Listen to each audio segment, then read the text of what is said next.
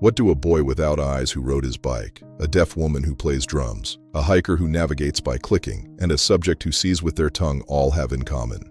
They are all the same story, the story of a brain that refused to accept the limits it was given.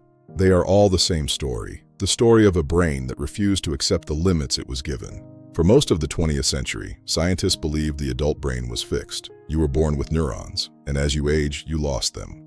Damage was permanent. That view has been completely overturned. We now know the brain is plastic, meaning it can reorganize its structure and reassign functions throughout the entire lifespan. This is neuroplasticity, and the cases we've explored in this series are some of its most dramatic demonstrations. When Ben Underwood clicked, his visual cortex activated. When Evelyn Glennie felt a drum's vibration, her auditory cortex fired. This cross-modal plasticity underlies all of their abilities. The brain doesn't think in terms of vision or hearing. It thinks in terms of information.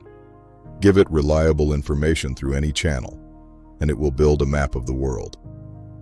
Baki Rita's tongue device made this literal, visual information, delivered via the tongue, was processed by the visual cortex.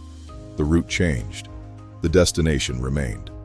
These stories are extraordinary, but the neuroplasticity they demonstrate isn't. It's the same plasticity that happens in your brain every time you learn something new. Learning a new language physically changes the gray matter. Musicians have larger motor cortices. Taxi drivers have enlarged hippocampal regions. The brain reflects what we do with it. This has profound implications for education. The idea that a child who struggles is simply not a math person may be a failure of teaching method, not a fixed truth. For rehabilitation, it means recovery windows may be wider. For aging adults, mental engagement and novel learning can preserve and even enhance neural function. Neuroplasticity is real, but it is not magic. The brain's ability to rewire is greatest in early childhood, and not all damage can be compensated. We want to be careful not to oversell this. Neuroplasticity isn't a cure-all, but it does tell us that the brain has far more reserve capacity than we once believed. The cases of Ben Underwood and Daniel Kish represent the extreme end, honed over years by individuals with exceptional drive, but they point toward possibilities.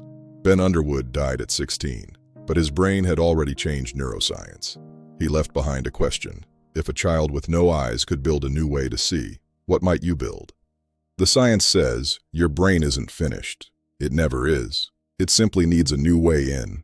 Visit unbedsidemanners.com for the complete stories of Ben, Evelyn, Daniel, and the science of the brain.